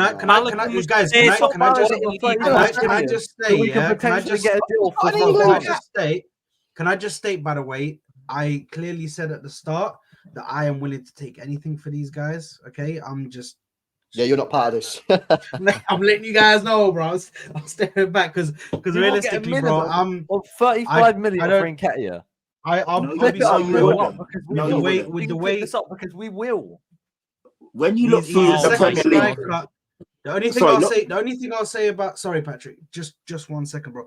The only thing I'll say is that the fact that he is a second striker in a team right now where the first striker is not even scoring goals and he's struggling to come off the bench to replace Jesus just states the obvious that he is clearly right now not at that level to be going for that kind of money. I think we might get 20, 25, maybe 30 million for Nketiah.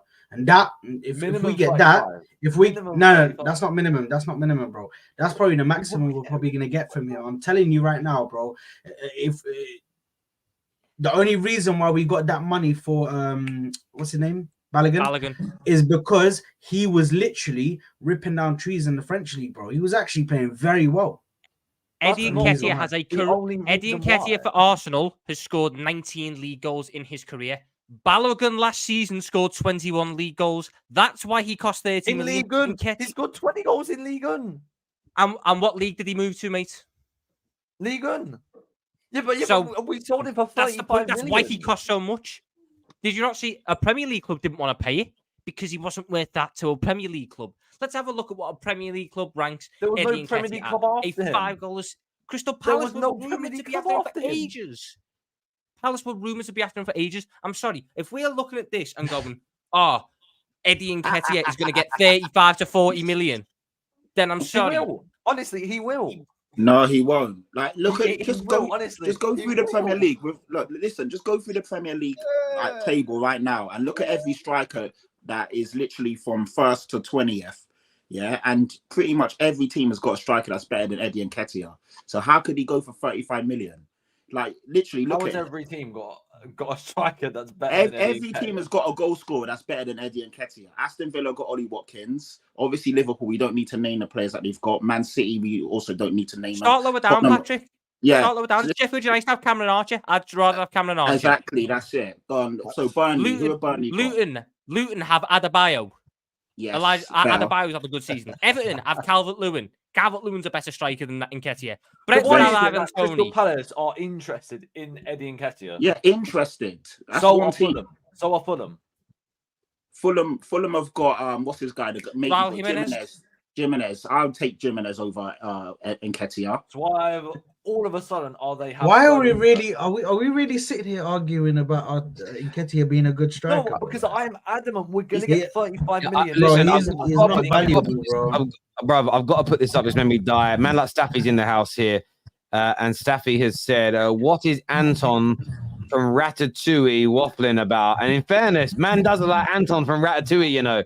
He does look like Anton from Ratatouille. That is literally you, bro. 100%. When we look at this, and then we go back, and then we look at this, and then we go back. That is literally you. I like that. Big up, Staffy. I knew that was going to come out. Anton, you know. That's Crystal your new Palace nickname have on a the better team striker now. at their own club. Crystal Palace have Edouard, who's outscored Nketiah this season. Yeah. All right. I Yeah. still think he is. Allah, going to 35 million. Matt, I'm telling you, bro, you're anyone fighting, said bro. King is going to go As a fellow Arsenal, as a fellow Gooner, bro, wallah, you're fighting a losing battle, bro. This guy, you're all gonna be bro. laughing. 35 If that million. happens, You know how much if is that for a happens, that's striker? daylight robbery, bro. That's Yeah, daylight that's robbery. crazy. If we sell him, But I'll be 35 laughing at you million. is when we do sell it for 35 minutes. Guys, I want to throw another transfer rumor out to you. Or it stays in London, but away from them. There's talk today on Chelsea Twitter and Chelsea forums that there may be a possibility of them bringing in Robert Lewandowski for a 6-month loan. Would that be a good move for Chelsea? Robert Lewandowski for 6 months. They're going to get Victor Osimhen. I don't understand why they Not in because they're going to be Not in January. They're not. They're not getting Victor Osimhen now. Well.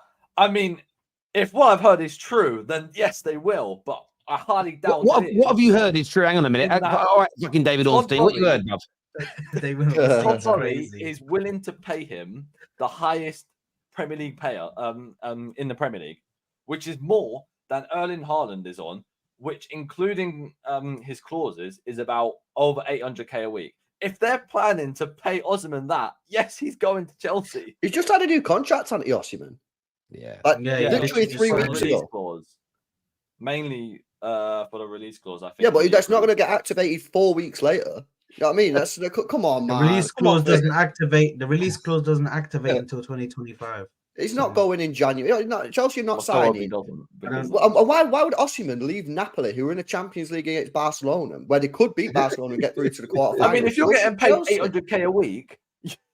Yeah, but you can give him the summer. This is the point. You're acting like Chelsea won't come back tails between the legs in the summer anyway, because he's the only striking option that they can go for, apart from who? Dominic Solanke. That's it. Like, Osimhen has all the power in the world over Chelsea because they have no one else. I swear Lewandowski's been crap for the past 6 months anyway as well. In a Barca side that hasn't really been doing well, has been underperforming. So you move a striker that doesn't play well in an underperforming team to another underperforming team, and he's going to play well in a new league that he's never played in before, a more physical league he's never played in before, on high wages, because the last player they loaned in last season went so well, and Joao Felix. That would be pointless. You might as well just stick by Nkunku and letting Nkunku play. Because what happens if they bring in Lewandowski? Nkunku, I don't think is like a natural striker though. Like I think he's a sort of second striker that plays. Well, guess what? They're going to have to play him as a natural 9 because they've already got the second striker in Cole Palmer. That's where they play him. Yeah, that's true. So they can't keep buying these players and then just going, oh, where do I put them? Because they buy Lewandowski. No One way. of Palmer and Kunku can't play because both of them are better as a 10.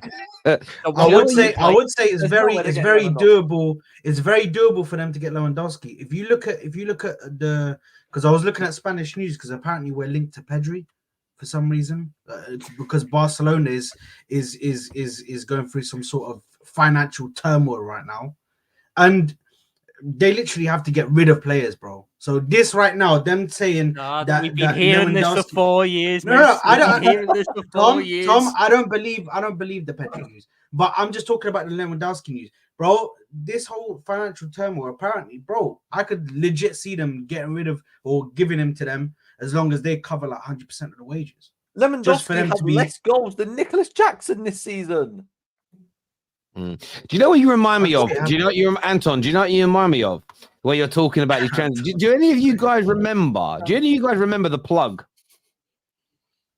Do you guys? If I say the plug, do you guys know what I'm talking about? The plug. No. He was very famous on AFTV. Take a little look. Take a little look. I have to say, don't want to hear about. We've had a lot. Wait, you can tell me about that afterwards. Who's the link? We are very, very close to sorting out an agreement for Massimiliano Allegri. He spoke to us a few months ago and said that he needed to know sooner rather than later what the plan was so he could informally allow Juventus notice they can start searching for a new manager. And then talks were going to commence at the end of the season once their title challenge was finished and once we finished our season here. And this is the thing with Allegri. We agreed a deal for him last summer where when he knew we weren't in the Champions League, he knew limitations in terms of potential budgets of players we've got, and that was an obstacle, and that won't be one now. And it is looking increasingly likely that he will be our manager. There are due to be formal talks within the next week or so, of which his representatives will be flying over to London. And they're also looking for. They are now also house hunting for him with his family, with his children. What about this guy from Liverpool, number 2? It very much seems as though that they've taken an information, which unfortunately I think his dad's ill in his country, and he's gone to look after a family member or something, and they've literally... This guy, like, listen, I've met this guy. He's a nice enough guy, but that's what you reminded me of when you started talking about listen, if you guys, that's old school AFT. That was when the day Wenger's last game. The plug, I think his name was Jack or something, and it was the bit that gets me is when he says we're very close to doing a deal for Allegri, and there's someone in the crowd who goes, who? And he goes, Allegri. And it's just the confidence he had in that waffle was amazing. And you sitting there saying, what I've heard about Victor Osimhen is he's going to get it. It sounded very much like the plug, and with the glasses as well, Matt, and you being a Gooner, I wanted to know, are you and Jack brothers? Are you related? No. Okay.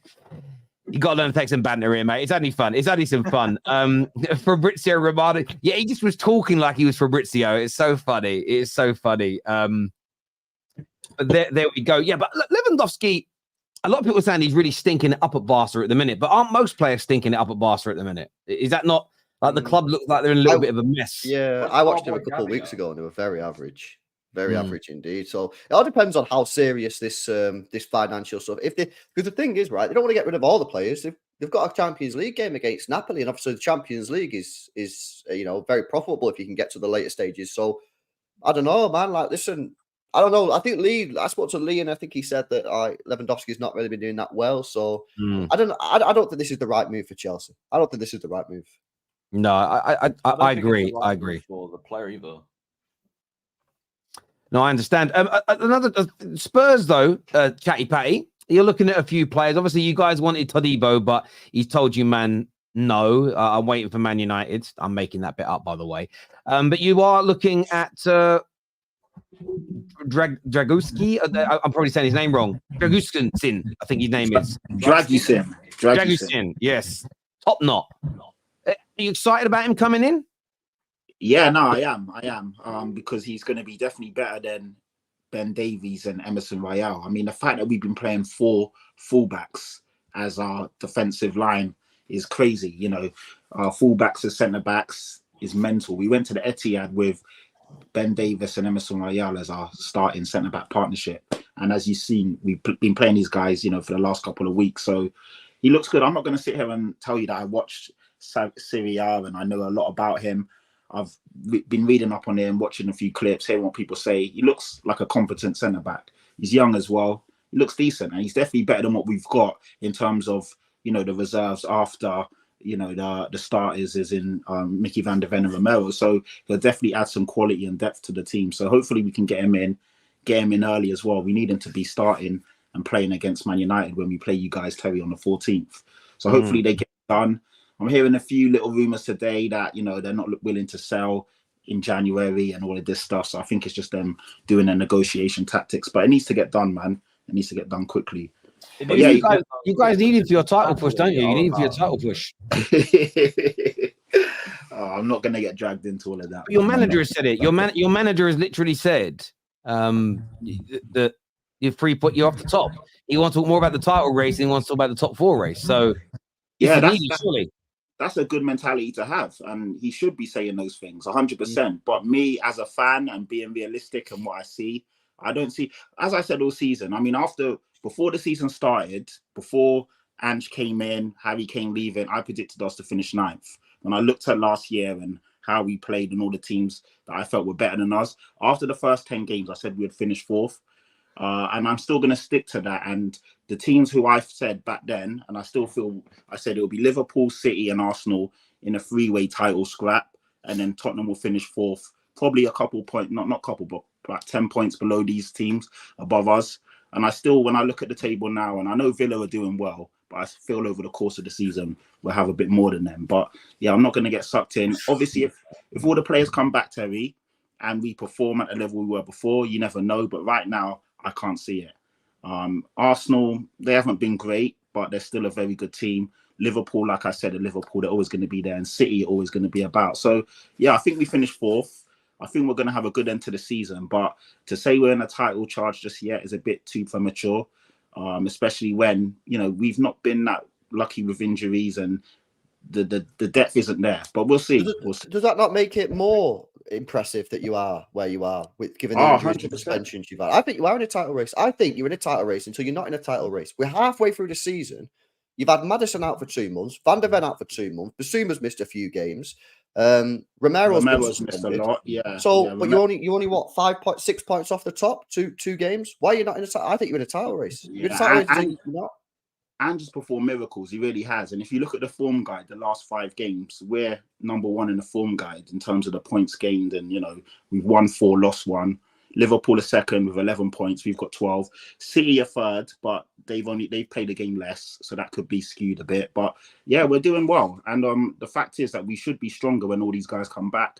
But like I said, I still think it's a bit too early to say all of that, considering it's Ange's first season. A lot of these guys haven't played together before. It is their first season as well. And the teams above us are better than us, like, if I'm being honest. But if Arsenal keep messing about, you never know. Liverpool, I feel, are very strong. And City, of course, are amazing. So, yeah, we're not at that caliber, not at that level. But, you know, at the end of the day, you just got to win your games and hope other things go your way. But I can't call it and see it right now. Just got to be honest, LB. I don't see it right now, but we'll see. Could I just quickly say something? So Napoli are trying to overtake Tottenham in the race to sign that fullback that I can't pronounce. Centre back, Dragusin.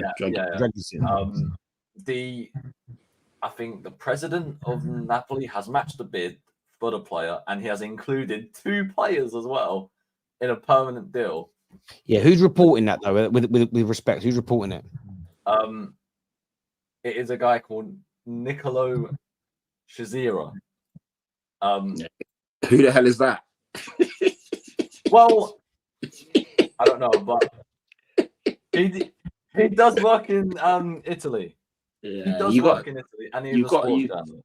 Yeah, you got to take it with a pinch of salt until someone credible comes out and says it. Don't get me wrong, Napoli are definitely interested in him, but all of the other stuff you got to take it with a pinch of salt. But yeah, until the deal's done, nothing's cemented. Yeah, definitely want to watch. Look at Luis Diaz. We all thought we had got him. All the Spurs fans were celebrating. He ended up at Liverpool, and we've seen countless teams get picked for players. So yeah, But What I think I would say is you've got to get it wrapped up quick, though. 100%. We need to. We need him to start against Manchester United. That was the whole point of us going in early. The fact that Mickey When van do der you play Ven Man United? on the 14th, Sunday the 14th. So ideally, we wanted him in so he could actually train and get integrated into the team. Mickey van der Ven should be back for United. They're saying he might be on the bench tomorrow, but it's a bit early. Romero as well is out for a little while. So we need an actual centre-back starting against United. United always going to be tough, man. I know they're not in great form at the moment, but they're still a good team, a dangerous team. And yeah, we can't keep going into these big games with Emerson Royale and Ben Davies as a centre-back partnership. Like, they've been okay, don't get me wrong, but they're not good players, and sooner or later they're going to get found out. You can't play 4 fullbacks on the back line and expect to do well. It's not going to work. Tottenham are actually going to have centre-backs headed into a game, and it's going to be against Man United. And it will be a very Spursy thing if they lose that game. It will be, because they've got their centre-backs back. If. But chill anyway. Chill.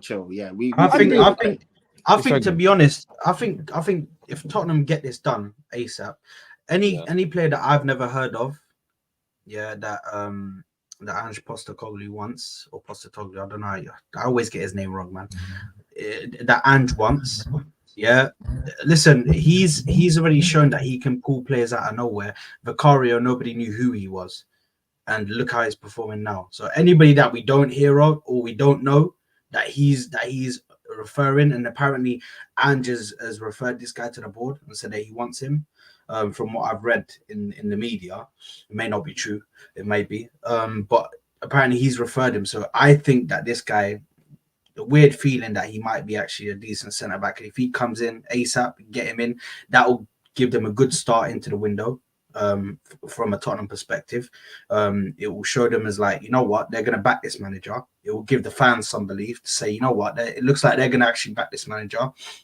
The players that he's putting forward, that he's going to bring in to try and get his that the players that he thinks suit his style of play. And yeah, listen, if they want to be serious, they need to get this guy in ASAP, and they need to bring him in and get him integrated into the team to play that game against Manchester United, because that would be like, you know what, Tottenham might actually be serious in the window and actually improving their team and actually getting the players that Ange wants to be a part of his team and his system. And yeah, listen, if they do get him, then I just have a weird feeling this guy's going to be good as well. I think it's another Vicario situation. I think we were also interested in him as well. But yeah, like, he looks like a very good and promising player. Like, he's very composed on the ball as well. Yeah, no, he looks good. He looks good. Like, I think the only game I read something as well that he's only had like 4 yellow cards in like 2 or 3 seasons, and I think that he's easily going to displace Romero. Yeah, I mean, that's the one thing with Romero. I only found this out through suspensions and injuries. Romero misses on average 35% of each of the seasons at Spurs since he's been there. Missing over a third of the season, no matter how good you are, is a problem.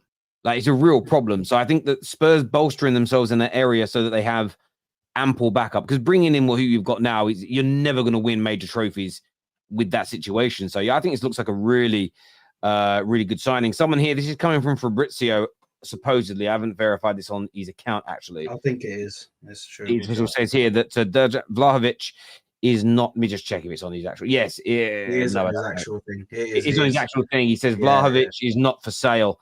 It is not for sale. So I don't know who told you that, Anton, but Fabrizio has quashed the rumor. Would I mean anything? Is that he's not for sale?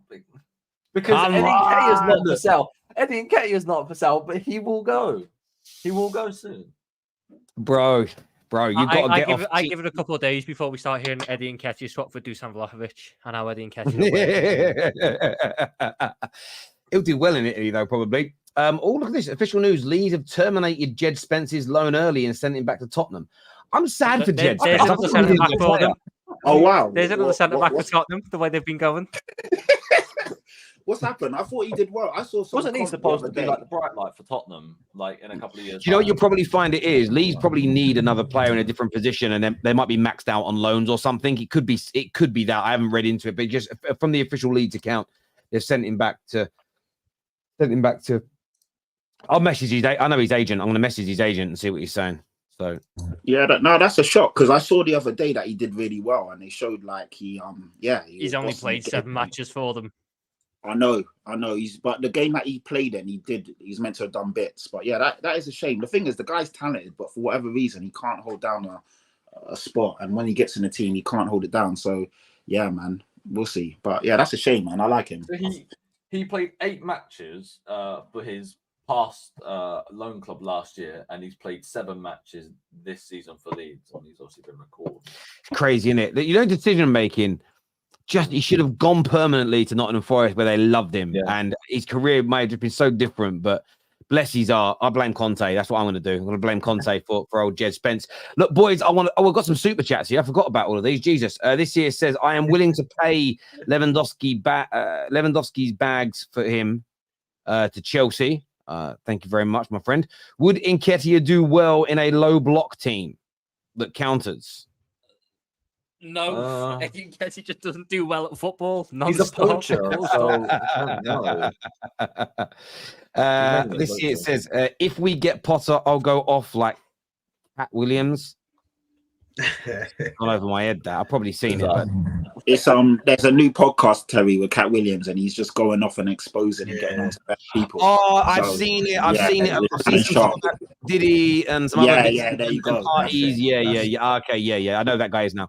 Why would Barca loan him? That makes no sense. I'm just going by what the stories are. I haven't read all the stories in full, to be fair. But thank you, Tony, my old mate. Tony, all I will say is they'll probably loan him because they're trying to get as much players off of the off the wage bill.